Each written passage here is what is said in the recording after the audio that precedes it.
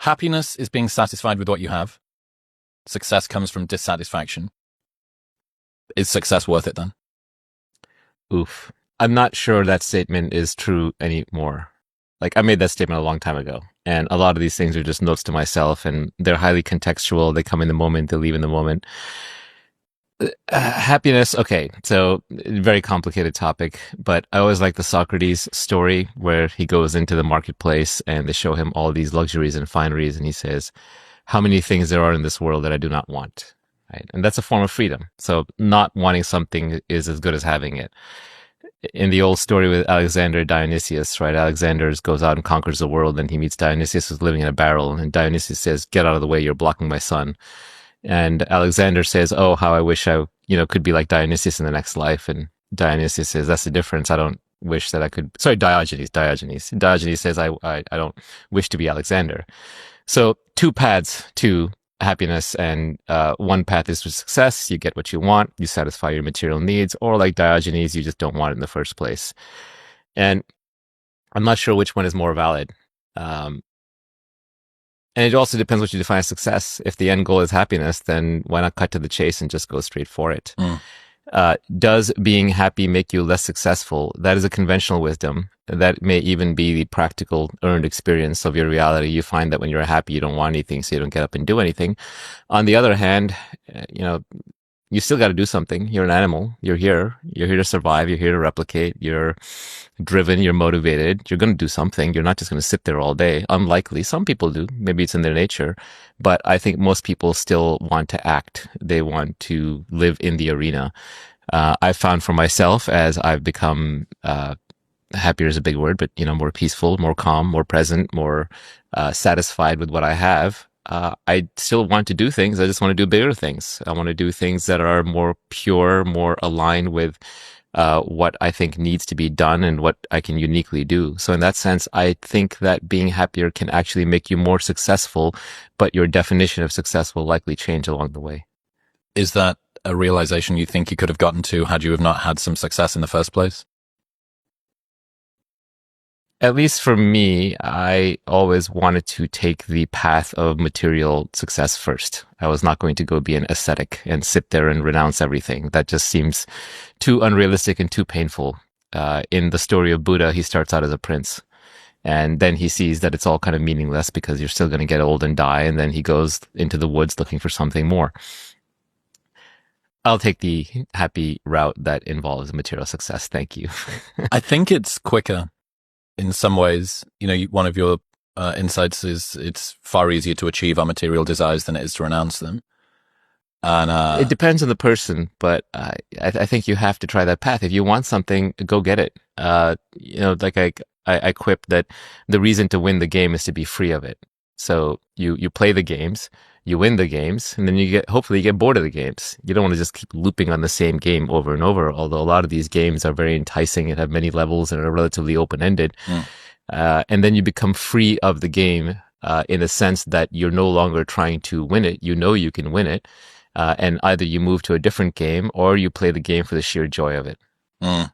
Yeah, another one of yours, most of the gains in life come from suffering in the short term so you can get paid in the long term. I think that's classic. That winning the marshmallow test on a daily basis. But there's an interesting challenge where I think people need to avoid becoming a suffering addict, sort of using suffering as the proxy for progress as opposed to the outcome of the suffering, right? It's like, I was in pain not eating the marshmallow. I was in pain doing this work. I have attached well-being and satisfaction to pain, not to what the pain gets me on the other side of it. If you define pain as physical pain, then it's a real thing. It happens and you can't ignore it. But that's not what we mean by suffering. Suffering is mostly mental anguish and mental pain. And it just means you don't want to do the task at hand. If you were fine doing the task at hand, then you wouldn't be suffering. And then the question is, what's more effective, to suffer along the way or just to interpret it in a way that is not suffering? You hear from a lot of successful people, they look back and they say, oh, the journey was the fun part, right? That was actually the entertaining part and I should have enjoyed it more. It's a common regret. There's a little thought exercise I like to do, which is you can go back into your own life and try to put yourself in the exact position you were in 5 years ago, 10 years ago, 15 years ago, 20 years ago. And you try to remember, okay, who was I with? What was I doing? What was I feeling?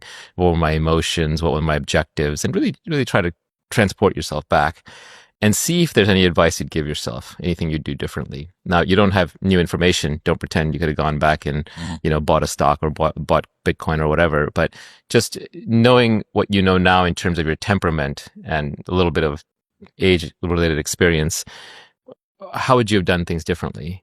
And I think it's a worthwhile exercise to do. So don't let me rob you of the conclusion. But I'll tell you, for me, I would have done everything the same, except I would have done it with less anger, less emotion, less internal suffering, because that was optional. It wasn't necessary. And I would argue that someone who can do the job, at least peacefully, but maybe happily, is going to be more effective than someone who has unnecessary emotional turmoil. Well, you end up with a series of miserable successes, right? The outcome may have been the same, but the entire experience of getting there. And the journey is not only the reward, the journey is the only thing there is. Even success, it's human nature to bank it very, very quickly, right? Because the normal loop that we run through is you sit around, you're bored, then you want something. Then when you want something, you decide you're not going to be happy until you get that thing. Then you start your bout of suffering or anticipation while you strive to get that thing. If you get that thing, then you get used to it.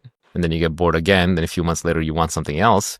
And if you don't get it, then you're unhappy for a bit. And then you get over it and then you want something else, right? That's the normal cycle. So whether you're happy or unhappy at the end, it tends not to last. Now, I don't want to be glib and say that, oh, there's no point in making money or being successful. There absolutely is. Money solves all your money problems. So it is good to have money. That said, there are those stories. I don't know if you've seen those studies. I don't know how real these are. A lot of these psych studies don't replicate, but it's a fun little study that shows that people who break their back and people who win the lottery are back to their baseline happiness 2 years later. Yep.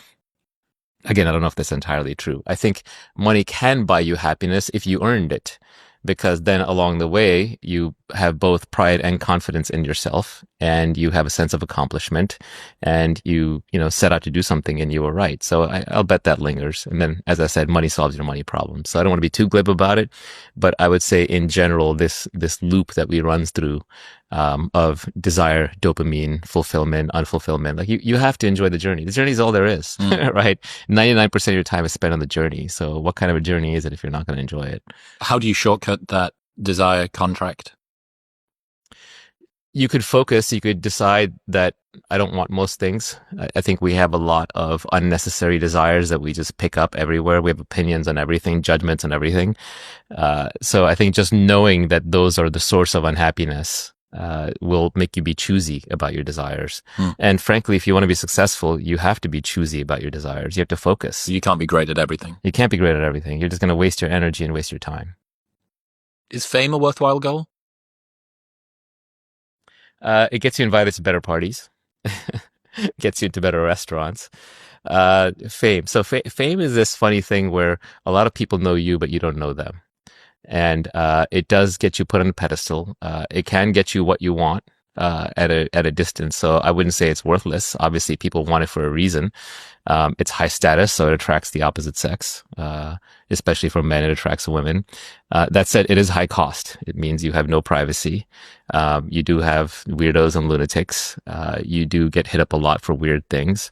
And you're on a stage, so you're forced to perform. So you're forced to be consistent with your past proclamations and actions, and you're going to have haters and all that nonsense. But the fact that we do it, the fact that we all seem to want it, means that it would be disingenuous to say, oh, no, I'm famous, but you don't want to be famous. That said, I think fame, like anything else, is best produced or pursued as a byproduct of something potentially more worthwhile. Wanting to be famous and craving to be famous and being famous for being famous, these are sort of traps. Fame for fame's sake. Yeah, exactly. So it's better that it's earned fame. So, for example, earn respect in the tribe is you do things that are good for the tribe. Who are the most famous people in human history? They're there are people who sort of transcended the self, the Buddhas and the Jesuses and the Muhammads of the world. Who else is famous? The artists are famous. Art lasts for a long time. The scientists are famous. They discover things. The conquerors are famous, presumably because they conquered for their tribe. There was someone that they were fighting for. So